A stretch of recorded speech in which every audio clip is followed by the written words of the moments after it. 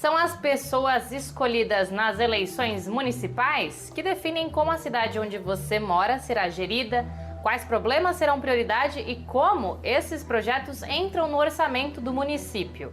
As mulheres são a maioria da população, mas ainda são subrepresentadas na política institucional.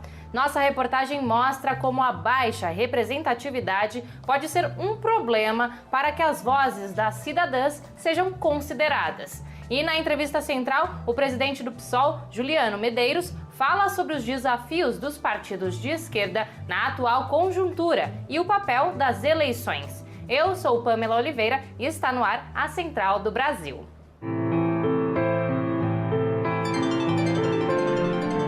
Central do Brasil. O número de conflitos agrários no Brasil é o maior dos últimos 10 anos, segundo a Comissão Pastoral da Terra. A mais recente vítima foi Enio Pasqualin, liderança de um assentamento do MST em Rio Bonito do Iguaçu, no Paraná. Vamos para a reportagem de Afonso Bezerra. Nacional. De acordo com a Comissão Pastoral da Terra, 2019 registrou o maior número de ocorrências em 10 anos, com mais de 1.800 casos computados. O número de assassinatos teve um aumento de 14%, com 32 mortes de líderes e trabalhadores do campo. Jeane Bellini, da CPT Nacional, explica que 3 fatores intensificam esta violência: a redução do apoio aos assentamentos, a politização do judiciário nos casos do campo e a repressão, que desemboca nos crimes contra os camponeses. 3 forças, agindo, tudo para desestabilizar as comunidades camponesas e liberar mais terra para especulação, para agropecuária, etc. Em 2020, esta violência se espalhou de diversas formas, agindo contra grupos de camponeses e lideranças.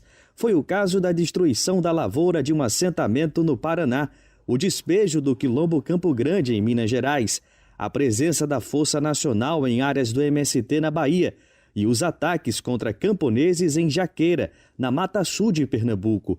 Neste final de semana, o membro da direção estadual do MST no Paraná, Enio Pasqualin, foi sequestrado e assassinado. Um companheiro da região, Jaime Calegari, conta o contexto em que o crime está inserido. Virou alvo da bandidagem e também dos latifundiários aqui da região.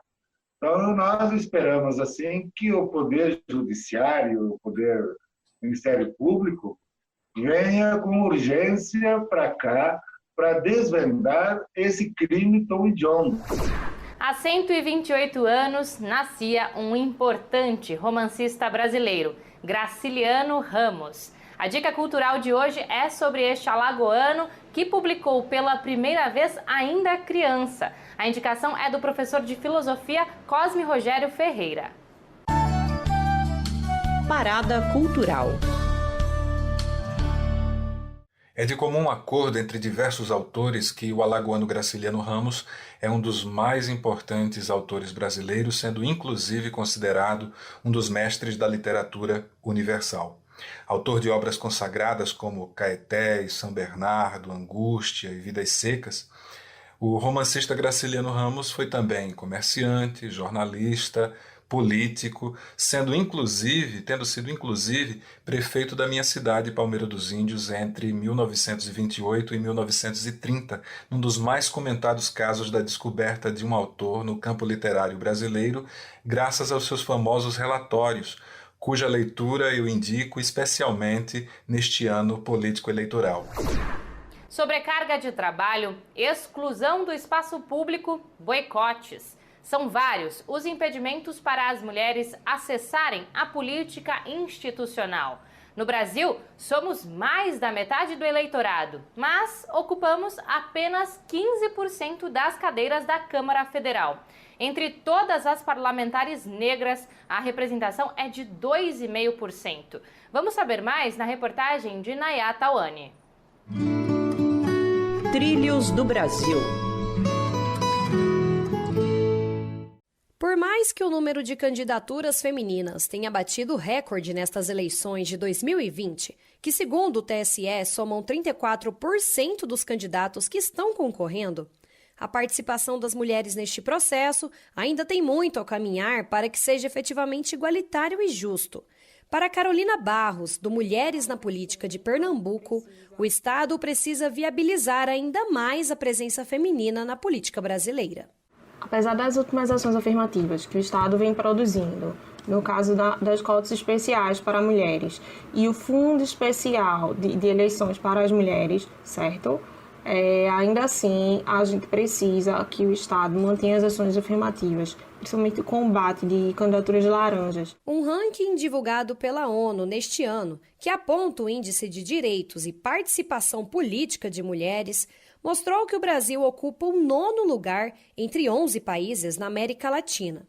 Para Daniela Rezende, coordenadora do projeto Mulheres nas Eleições em Minas Gerais, o machismo estrutural, que também se mostra presente no parlamento, faz com que mulheres enfrentem mais desafios em relação aos homens em carreiras políticas. Quando a gente pensa nessa pequena presença, ou na ausência de mulheres da política institucional, a gente tem que lembrar das várias situações de violência que as mulheres que se dedicam à vida política ou que decidem se dedicar à vida política enfrentam. A presença de mais mulheres na política pode significar a elaboração de mais política para as mulheres. Valéria Paz, do projeto Candidaturas Femininas do Piauí, afirma a importância da presença de mais mulheres na política. Uma dessas esferas em que o Estado pode ajudar a promover essas candidaturas femininas é através de uma legislação eficiente, de modo que contemple o diagnóstico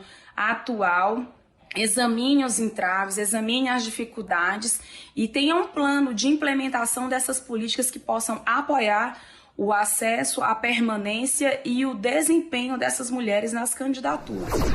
Faltam apenas 19 dias para as eleições municipais. Como os partidos de esquerda estão se organizando para incidir na política das cidades e barrar o avanço do autoritarismo? Hoje, conversamos sobre o assunto com Juliano Medeiros, que é presidente do Partido Socialismo e Liberdade, o PSOL. A entrevista é de Jonatas Campos. Entrevista Central. Nossa entrevista central hoje conversa com o cientista político Juliano Medeiros. Ele é presidente do PSOL, Partido Socialismo e Liberdade. Como os futuros prefeitos e vereadores de partidos de esquerda, como o PSOL, devem atuar na defesa de pautas progressistas, tendo em conta um governo central como o governo Bolsonaro, que é de extrema direita? Olha, o momento que nós vivemos é gravíssimo no Brasil. São mais de 150 mil vítimas fatais do novo coronavírus, mais de 5 milhões de brasileiros e brasileiras contagiados por esse vírus, a economia em frangalhos. A situação do país é muito grave. E eu espero, claro, que os prefeitos e prefeitas, vereadores e vereadoras da oposição possam vocalizar um programa de reconstrução nacional. O que nós vamos precisar agora é de muito investimento público para fazer os serviços funcionarem adequadamente, para garantir uma rede de proteção social para quem está mais vulnerável, já que nós não vamos poder, no curto prazo, fazer aquelas reformas estruturais, que são aquelas que o Brasil precisa, que pelo menos a gente possa ter, no âmbito das gestões municipais, prefeitos, prefeitas, vereadores e vereadores com a sensibilidade necessária para proteger quem mais precisa e fazer dessas administrações verdadeiras trincheiras em defesa da democracia, dos direitos sociais e da proteção de quem mais precisa, para garantir a volta do emprego, a volta da renda, o funcionamento adequado dos serviços públicos. Esse é o compromisso de quem quer fazer das cidades trincheiras de resistência democrática e mostrar para o Brasil que é melhor ter governos de esquerda, governos progressistas, do que o pesadelo que nós temos vivido com a extrema-direita no poder. O presidente Bolsonaro tem recuperado momentaneamente um pouco de popularidade, segundo pesquisas de opinião, e segundo especialistas também por conta do auxílio emergencial. Qual a avaliação que o senhor faz dessa recuperação do governo Bolsonaro e qual a postura dos partidos de esquerda diante disso? Esses índices de popularidade eles são flutuantes, né? Nesse momento, Bolsonaro goza de 2 fatores que são importantes. Primeiro, o acordo que ele fez com a centro-direita corrupta, o velho centrão, liderado pelo Partido Progressista, pelo MDB, pelo Partido Republicano e outros partidos da velha política brasileira, que lhe dão sustentação no Congresso Nacional e interditam a possibilidade de um impeachment, que nós defendemos, assim como outros partidos de oposição. E o outro fenômeno do qual o Bolsonaro se beneficia é exatamente esse do auxílio emergencial, que foi aprovado pela oposição, né, numa agenda muito forte dos partidos de oposição no Congresso Nacional. O Bolsonaro inicialmente era contra qualquer auxílio, depois se falou em R$200, acabou sendo aprovado de 600 até R$1.200, dependendo da situação, uma conquista que é da oposição. E claro, o governo agora vai manter o auxílio até dezembro, para não ter o impacto nas eleições municipais desse ano, mas na sequência, ao retirar o auxílio emergencial, certamente isso vai fazer os índices de popularidade do governo caírem. E, presidente, como fica a campanha Fora Bolsonaro? Preciso fortalecê-la, como é diante desse cenário?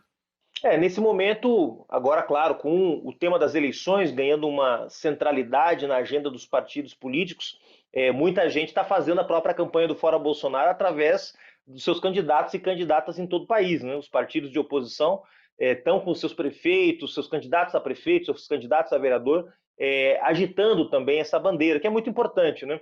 É claro, como eu disse, que o Bolsonaro conseguiu certa estabilidade no Congresso Nacional, não há para o curtíssimo prazo a possibilidade de um impeachment, apesar das atitudes criminosas do governo.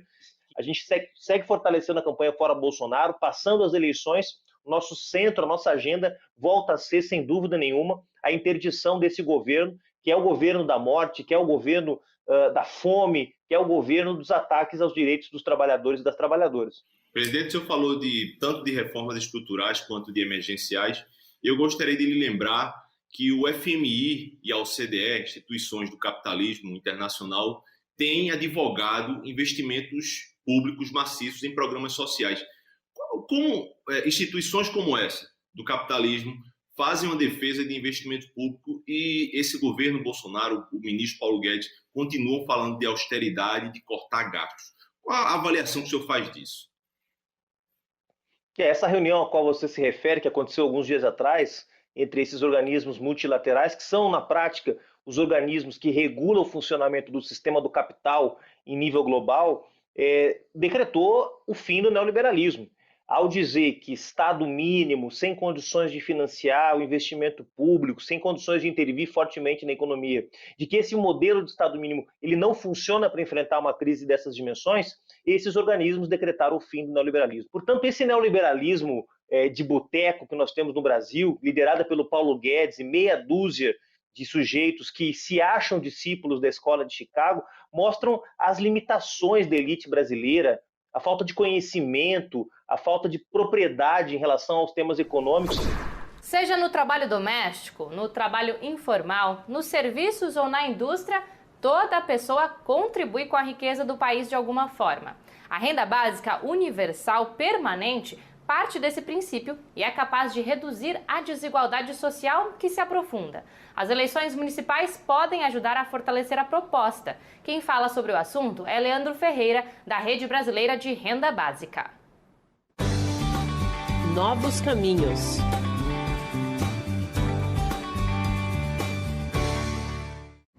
Olá, amigos do Central do Brasil. Estou aqui hoje para falar um pouquinho sobre a Renda Básica de Cidadania. Essa é uma proposta já bastante antiga, mas que tomou bastante fôlego na pandemia. Ela significa o direito de toda e qualquer pessoa poder receber um benefício que, na medida do possível, vai ser suficiente para garantir dignidade e proteção social para todas as pessoas. Quando a gente fala todas, são todas mesmo. Não importa se a pessoa é rica ou pobre, tem patrimônio acumulado ou não, ou se está trabalhando com emprego formal ou não. A proposta é que seja universal e seja também incondicional. Isso significa que ninguém vai ter que provar ou comprovar que está procurando emprego ou atendendo a qualquer tipo de responsabilidade em função de receber esse benefício. Pode parecer polêmico, mas na verdade significa o direito das pessoas participarem da riqueza que elas ajudam a produzir por serem membros de uma sociedade, por serem membros de uma comunidade. Eu fico por aqui, mas você já sabe. Para rever algum conteúdo, visite o nosso perfil no Instagram, @Programa Central do Brasil. Até amanhã!